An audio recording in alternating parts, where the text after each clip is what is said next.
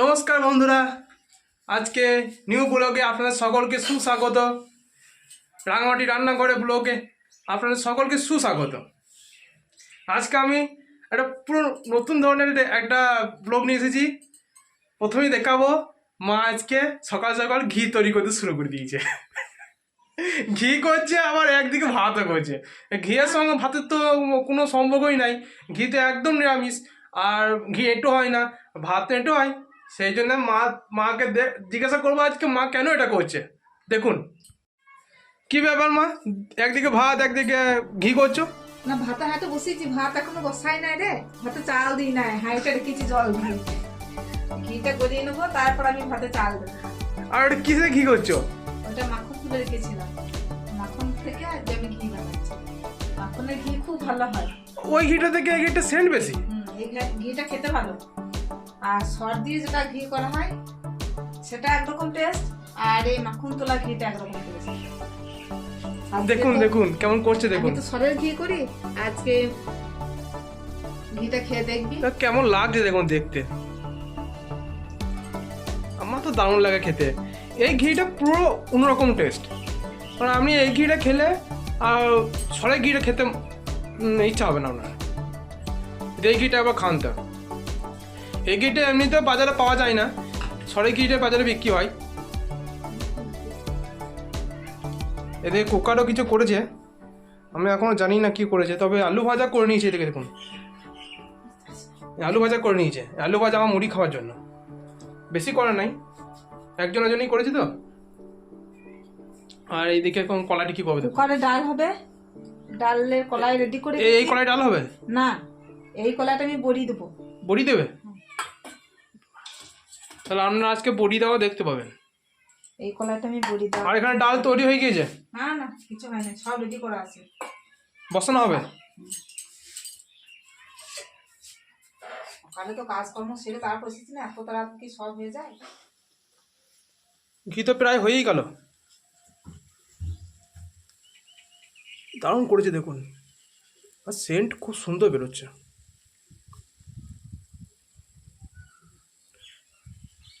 ওর টাটকা ঘি, সেন্ট মোহ মোহ করছে। ঘিটা একদম তৈরি হয়ে গেছে, এবার গ্যাসটা বন্ধ করে দিই, দিয়ে ঘিটা ঢেলে নেবো।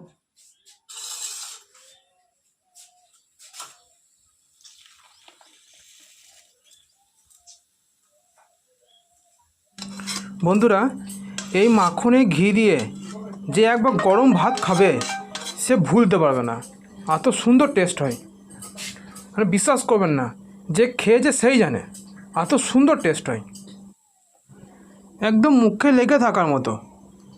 মানে আপনি যদি শুধু ঘি আর আলু সেদ্ধ ভাত খান, দেখুন, আমি বলবেন অন্য কোনো তরকারি লাগবে না আমার। খাওয়ার জন্য রাখা হয় তাহলে ঘিটা কিন্তু কাঁচা থেকে যাবে, তাই আমি খাঁকিটা পুরোটা পুড়িয়ে দিয়েছি, ঘিটা ভালো করে তৈরি করে নিয়েছি।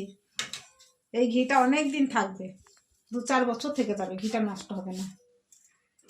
এবার কড়াইটা আমি এদিকে উল্টে দিই, তাহলে যে ঘিটা বাড়তি আছে খাঁকিতে, সেই ঘিটা সম্পূর্ণ গড়িয়ে যাবে, থালাতে পড়বে ঘিটা। এই দেখুন,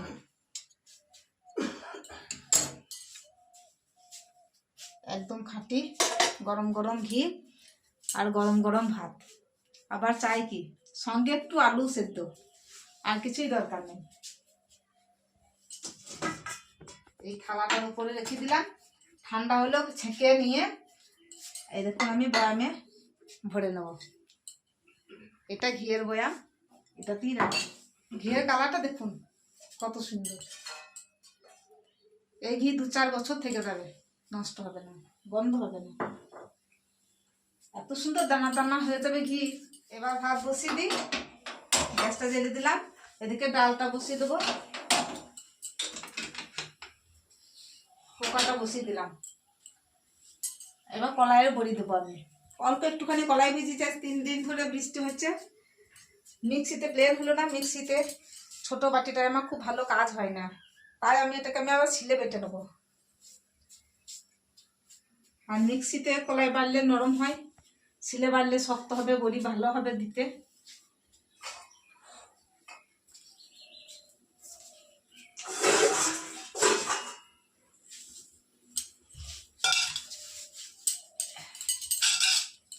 শক্ত করে বড়ির কলাইটা বেটে নিয়ে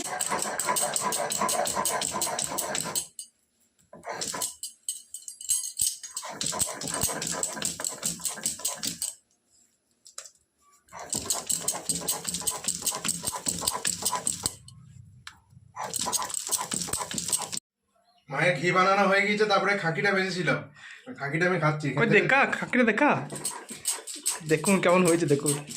এই খাকিটা খেতে দারুণ লাগে। খাকি খেলে কিমি হয় না।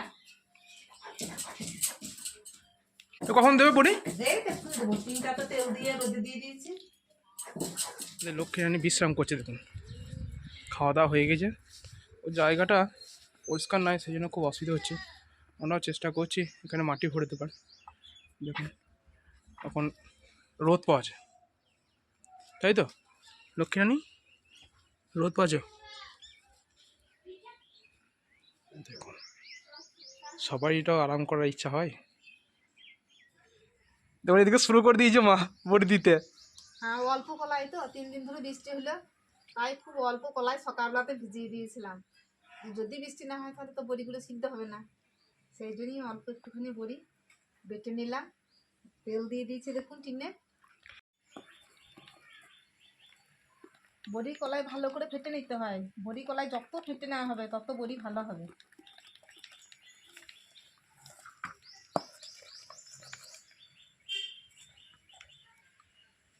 বড়ি কলাইটা যখন দেখবো যে জলে ভাসছে তখন জানবো যে হ্যাঁ ফেটে নেওয়া হয়েছে ভালো।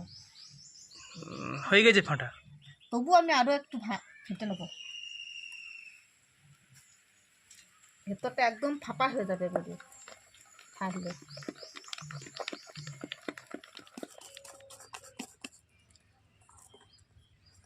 কলাইটা ভালো করে ফেটে নিয়েছি। যখন দেখবেন বড়ির কলাইটা জলে দিয়ে ভেসে উঠেছে তখনই জানবেন যে হ্যাঁ কলাইটা এবার বড়ি দেওয়া হবে। এবার আমি বড়ি দিতে শুরু করি।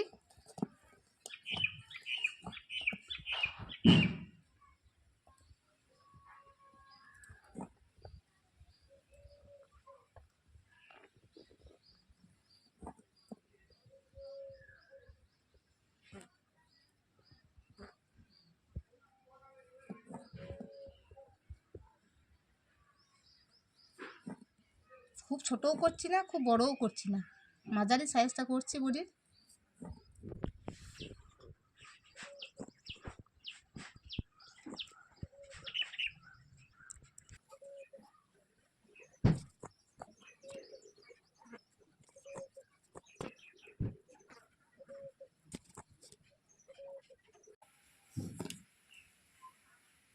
লঙ্কার সঙ্গে বড়ির কোনো সম্পর্ক আছে নাকি?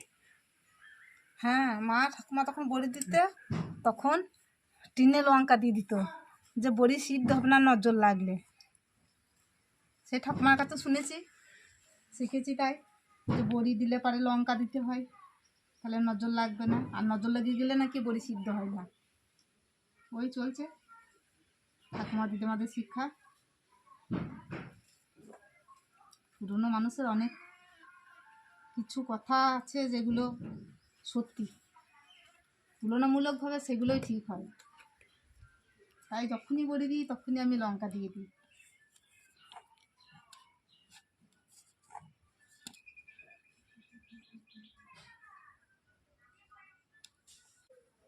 বড়িগুলো বেশ মোটা মোটাই হয়েছে, শুক্র আর ছোটো হয়ে যাবে না? হ্যাঁ, অর্ধেক অনেক ছোটো হয়ে যাবে।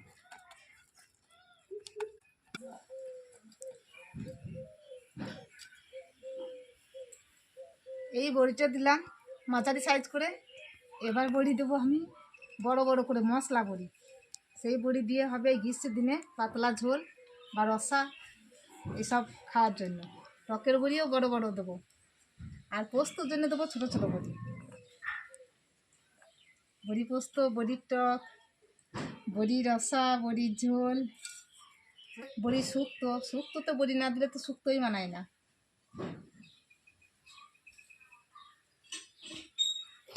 বাজার থেকে কেনার দরকার নাই। বাজারে বড়ি তো কিনে খাই না, বাজারে বড়ি তো এরকম টেস্টফুল হয় না। ঘরে দেওয়া বড়ি এর স্বাদই আলাদা। বড়ি দেওয়া হয়ে গেল? হ্যাঁ, হয়ে গেল।